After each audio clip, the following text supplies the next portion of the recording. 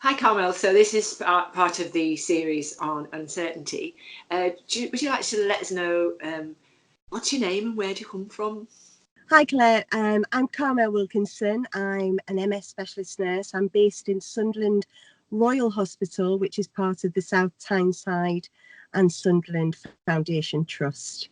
I've recently started here. I've only been here about a year. Came over from Newcastle, having been there for about 20 years.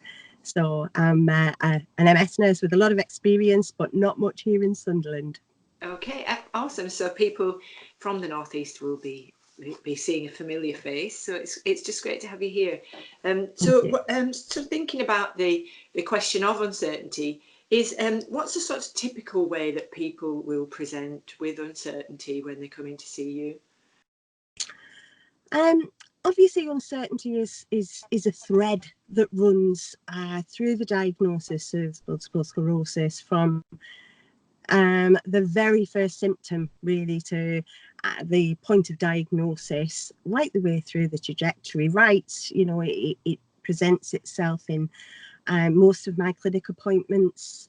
The sort of pinch points we find are mainly when the diagnosis is made. It's either a confirmation of what they were suspecting, or it is a complete shock.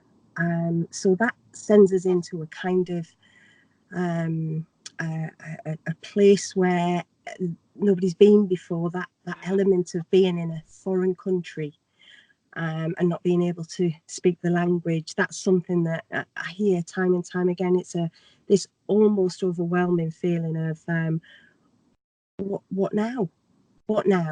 And as we all go through life, we all go through changes, we all go through times where we're uncertain of ourselves as a person. It's not, obviously unique to somebody who has multiple sclerosis. It's just more pronounced because they're uncertain of the diagnosis. They're uncertain of what that means to them. Some people haven't even heard of multiple sclerosis, but that diagnosis point is the main level where it almost ignites that uncertainty. Right. So that's really a peak uncertainty then. But, yeah. So peak uncertainty tends to be when people are at the diagnosis point. And you mentioned the idea that throughout life we have periods of uncertainty. So what are the other possible peaks for MSs on their MS journey? Okay, so we'll take it from choosing a university. That's something that you're going through your A levels, your O levels, you where to go. Do I go away from home where I'm away from my neurologist, my MS nurse, my family? Is that's a point where that's a huge life-changing event. Your first job, having children, making decisions not only about life itself, but there's treatment decisions to be made where we feel that again, the impact on a decision regarding your treatment can have obviously long-lasting results, effects. So yes, because one of the questions I was really wanting to ask you is, choosing drugs does cause a lot of uncertainty. So what resources and tips do you give to the patients, the MSs that you're seeing in your day-to-day job when they are trying to manage that uncertainty with a Yeah, so there's lots of resources out there.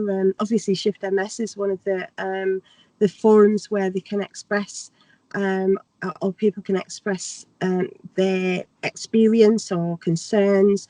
But I tend to use the Decision Aid by the MS Trust. Okay, yeah. That's a really, really useful decision aid because we have it goes through all of the treatments that are available at different parts during the illness.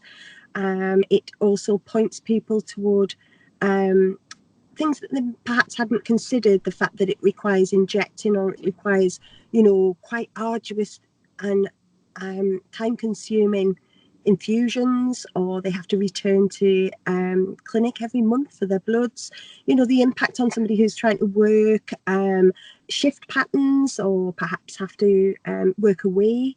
There's lots of things that I've got to talk through somebody, and it's always based upon where that person is coming from. What is the important thing to that person? What are their priorities?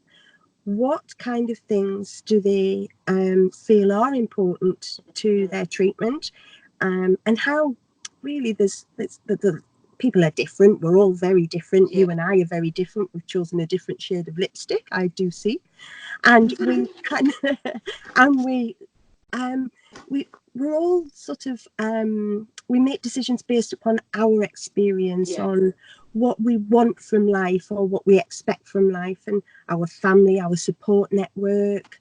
There's lots of different factors affect a person's choice that we as MS nurses certainly have to take into account and help them come to that decision.